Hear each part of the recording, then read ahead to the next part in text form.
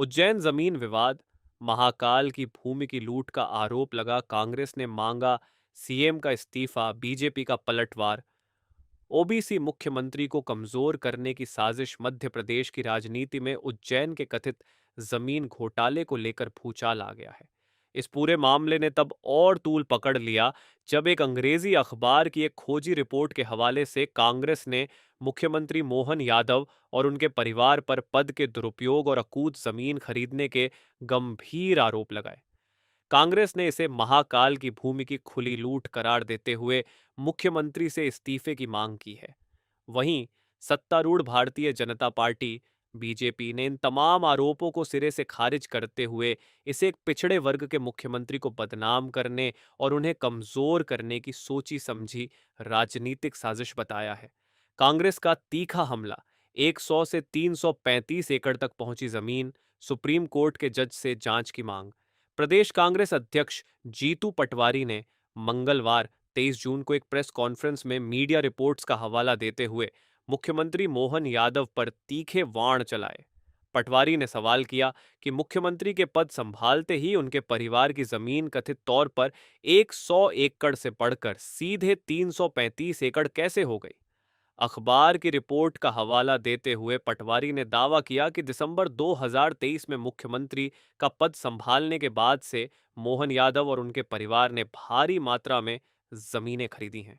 इस दौरान कम से कम 168 एकड़ क्षेत्र में फैले 137 भूखंड खरीदे गए हैं, जिनकी अनुमानित कीमत लगभग 45 करोड़ रुपए है।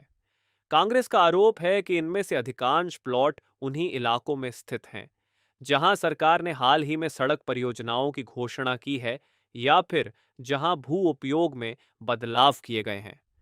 जीतू पटवारी ने कहा कि जो रिपोर्ट्स मीडिया के सामने आई हैं, वे बेहद चिंताजनक हैं। मुख्यमंत्री सिर्फ एक व्यक्ति नहीं होता, वह पूरे राज्य का प्रतिनिधित्व करता है। इसलिए यदि उन पर इतने गंभीर आरोप लगते हैं तो ये एक अत्यंत संवेदनशील और गंभीर मामला है। इससे पूरे राज्य की गरिमा और साख को ठेस पहुंची है। कांग्रेस ने इस पूरे मामले की निष्पक्षता से जांच कराने के लिए सुप्रीम कोर्ट के वर्तमान न्यायाधीश की अध्यक्षता में एक जांच समिति गठित करने की मांग की है। इमरान मसूद का कड़ा रुख, नैतिकता के आधार पर तुरंत इस्तीफा दें मुख्यमंत्री। इस विवाद में कांग्रेस के वरिष्ठ नेता और सांसद इमरान मसूद ने भी बेहद कड़ा रुख अख्तियार किया है।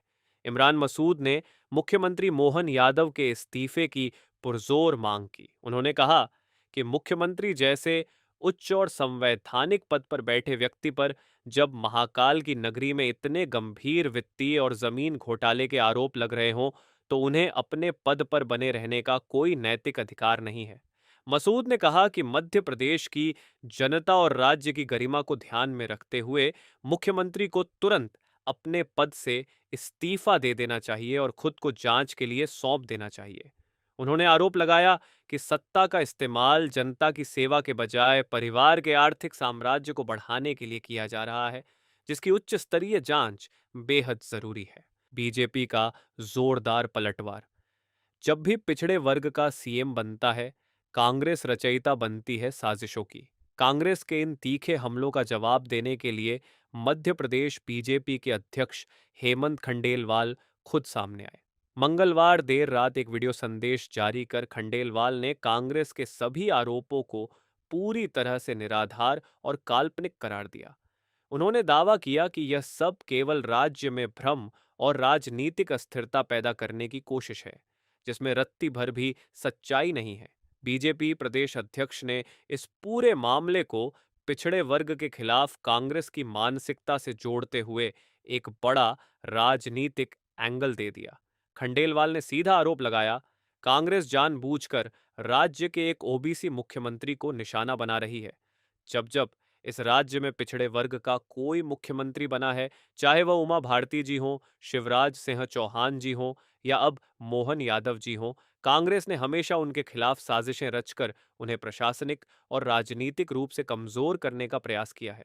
आंकड़ों के साथ बीजेपी की सफाई मास्टर प्लान लागू होने से पहले की हैं जमीनें। हेमंत खंडेलवाल ने कांग्रेस के दावों को झूठा साबित करने के लिए मुख्यमंत्री और उनके परिवार की संपत्तियों के आंकड़े भी पेश किए। उन्होंने स्पष्ट किया कि मुख्यमंत्री की संपत्तियों में कोई अवैध इजाफा नहीं हुआ है।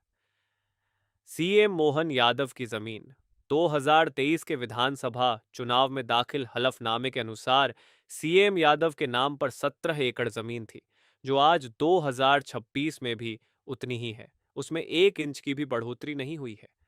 पत्नी सीमा यादव की जमीन मुख्यमंत्री की पत्नी सीमा यादव के नाम पर दर्ज 12.29 एकड़ भूमि में कोई बदलाव या वृद्धि नहीं हुई है। पुत्र वैभव यादव की जमीन सीएम के बेटे वैभव यादव के पास 2023 से पहले जो 16 एकड़ जमीन थी, वह भी उनके पद संभालने के बाद से वैसी ही बनी हुई है। खंडेलवाल ने जोर देकर कहा, यह तमाम जमीनें मास्टर प्लान के लागू होने से बहुत पहले से ही उनके नाम पर दर्ज हैं। उन्होंने मुख्यमंत्री की बहू शालिनी यादव द्वारा 2025 में खरीदी गई 10 एकड़ जमीन पर भी सफाई देते हुए कहा कि यह जमीन मास्टर प्लान एरिया से पूरी तरह बाहर स्थित है और किसी भी विकसित या वाणिज्यिक जोन के अंतर्गत नहीं आती है। सिद्धिविनायक कंपनी और रिश्तेदारों पर स्पष्टीकरण। कांग्रेस नेताओं द्वारा उठाए गए सिद्धिविनायक कंपनी के मुद्दे पर भी बीजेपी ने स्थिति साफ की। खंडेलवाल ने बताया कि 2023 के विधानसभा चुनाव के दौरान इस कंपनी के पास लगभग 68 एकड़ जमीन थी, जो अब घटकर करीब 65 एकड़ रह गई है। उन्होंने यह भी स्पष्ट किया कि मोहन यादव ने साल 2017 में ही इस कंपनी के निदेशक पद से इस्तीफा दे दिया था, इसलिए वर्तमान में इसके कामकाज या संपत्तियों से उनका कोई सीधा या अप्रत्यक्ष संबंध नहीं है। बीजेपी नेता ने अंत में कहा कि कांग्रेस के आरोपों में जिन अन्य रिश्तेदारों का नाम घसीटा जा रहा है, वे स्वतंत्र संस्थाएं या व्यक्ति हैं और उनका मुख्यमंत्री या उनके परिवार से कोई व्यावसायिक संबंध नहीं है। खंडेलवाल ने चेतावनी भरे लहजे में कहा कि कांग्रेस द्वारा प्रस्तुत तथ्यों में भारी विसंगतियां और झूठ है और बीजेपी जल्द ही अपनी विस्तृत रिपोर्ट जनता के सामने रखेगी तथा इस दुर्भावनापूर्ण दुष्प्रचार के खिलाफ आवश्यक कानूनी व राजनीतिक कदम उठाएगी।